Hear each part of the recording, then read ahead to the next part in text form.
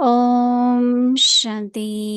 अव्यक्ति परिवार में आपका स्वागत है। आज है दिन 19। आत्मिक स्थिति में रहने का अभ्यास करो, अंतर्मुखी बनो। आज का विषय है रूहानी योगी जीवन की भाषा।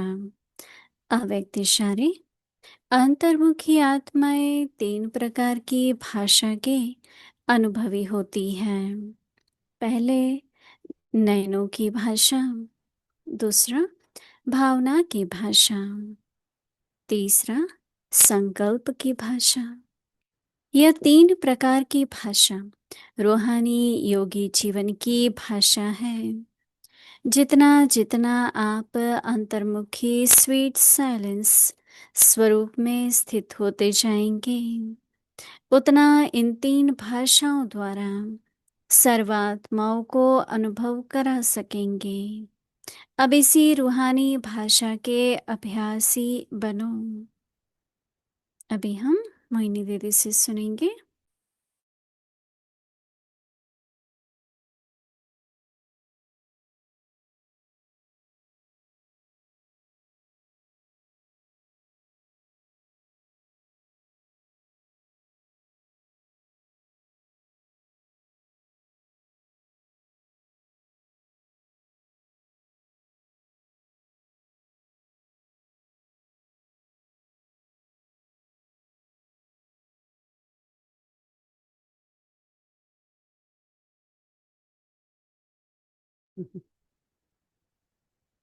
व्यक्ति परिवार को ओम शांति।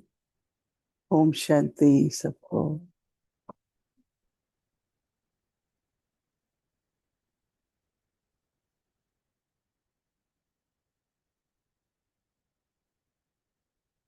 सभी ठीक हो? ठीक हो सभी? सारे व्यक्ति परिवार से पूछ रहे।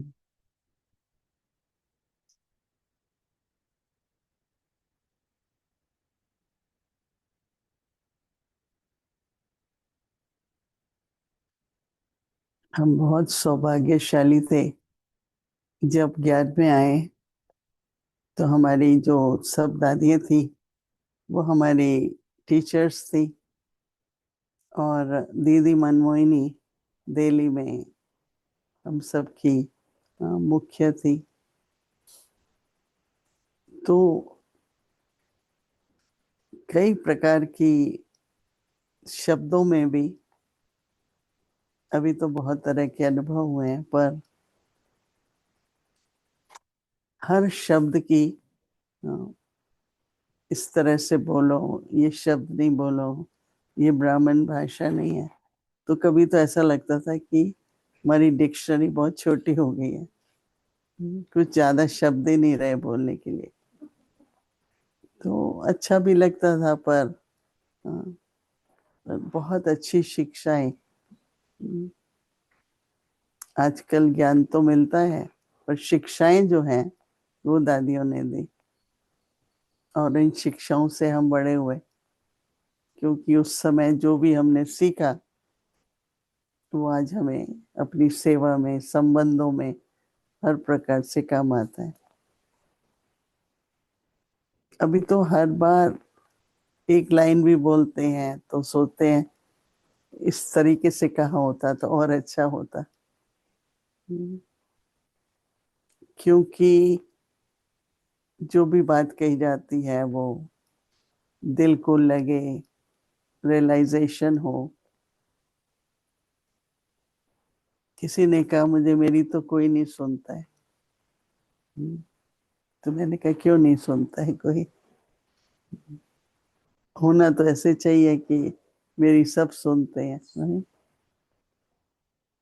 तो जो कहने का तरीका होता है सारा उसके ऊपर आधार होता है। तो इसलिए आज तो और ही नई बात, अव्यक्त इशारों में हमने ये देखा है कि रोज कुछ ना कुछ गहरा और नया मिलता है। तो उस पर मनन चिंतन करना, दिन भर अभ्यास करना, 24 घंटे होते हैं तो अपने में बहुत परिवर्तन अनुभव होता है। तो इसलिए रूहानी योगी जीवन की भाषा क्या है? रूहानी योगी जीवन की भाषा साइलेंस। अंतर्मुखी आत्माएं, ये पूरा मास चल रहा है ना, आत्मिक अभ्यास, आत्मिक स्थिति से अंतर्मुखता। और रोज बाबा बताते हैं कि अंतर्मुखी जो होगा उसके गुण क्या होंगे, उसके लक्षण क्या होंगे। आप लोग तो सब नोट करते ही हैं। अंतर्मुखता, अंतर्मुखी आत्माएं 3 प्रकार की भाषा के अनुभव होंगे। कहते हैं कि दुनिया में सबसे बड़ा सब्जेक्ट है कम्युनिकेशन। आप किस तरह से बोलते हैं, दूसरा किस तरह से समझता है। कई तरह से अनुभव होता है। क्या है कि जब हम बोलते हैं तो हर एक के मन में, मन कुछ सोच रहा है, वो उसका सुन रहा है। हर एक पहले अपने मन की सुनता है, और फिर जो आप कह रहे हैं वो सुनता है। कहते हैं सिख धर्म में कि गुरु ग्रंथ में समझने के लिए ग्रंथ को 5 लेयर्स से पार होना पड़ता है। मन का सोच, पिछला सोच, मतलब बहुत 5 बातें बताते हैं। तो यहाँ फिर बाबा क्या कहते हैं? नयनों की भाषा।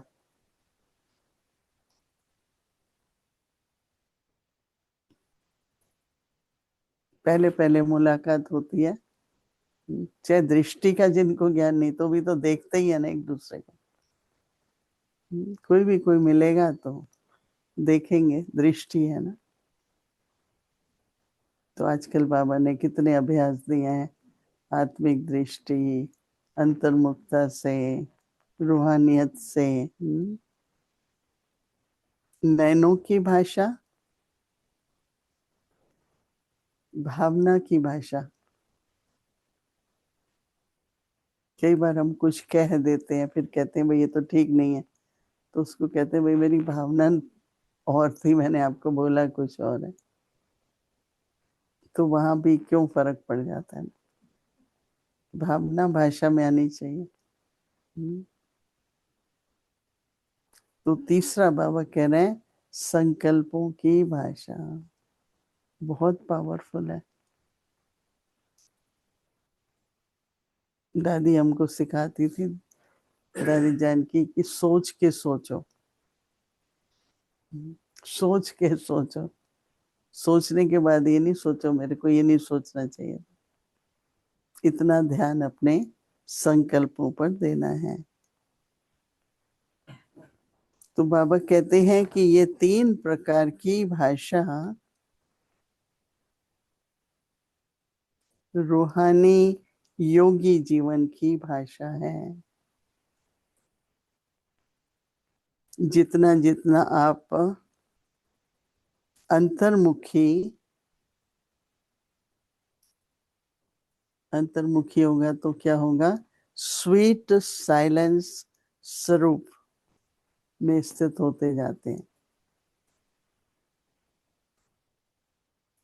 फोर्सफुल साइलेंस नहीं है।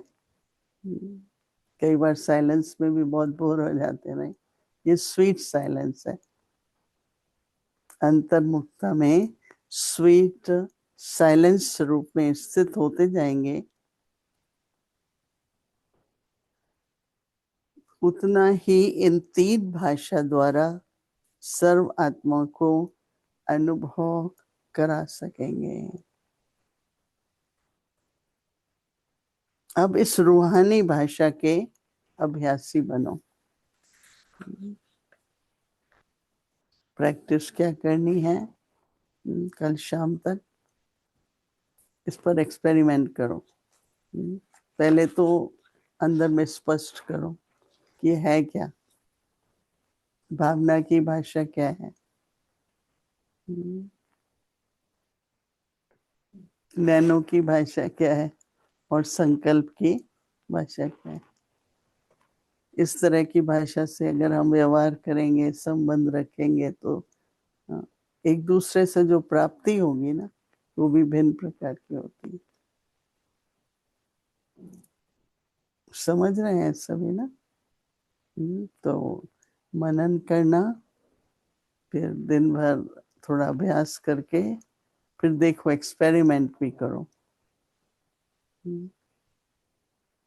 हमारा तारी जानकी का एक स्लोगन था कि समीपता के संबंध का सुख होता है।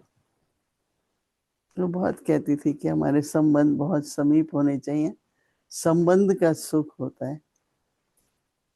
तो वो क्या करती थी, जब वो लंदन में थी तो मुझे फोन करेंगी, कहती है मैं 24 घंटे पहले आप तक संकल्प पहुंचाती हूँ, फिर मुझे पता है कि थोड़ी देर लगेगी, लंबी बात नहीं करनी पड़ेगी, क्योंकि मेरे संकल्प आप तक पहुंच चुके होंगे। तो कहती थी फिर टेलीफोन का खर्चा भी कम आएगा। हाँ, तो कम्युनिकेशन जो है ना, कहते हैं अहिंसक कम्युनिकेशन भी हो। कभी कभी हम ऐसा बोलते हैं कि किसी को तीर भी लग जाते हैं। नहीं, बाबा तो एक बार इतने तक भी बोला, कि अगर हंसी मजाक भी करते हो तो भी संयम से करो।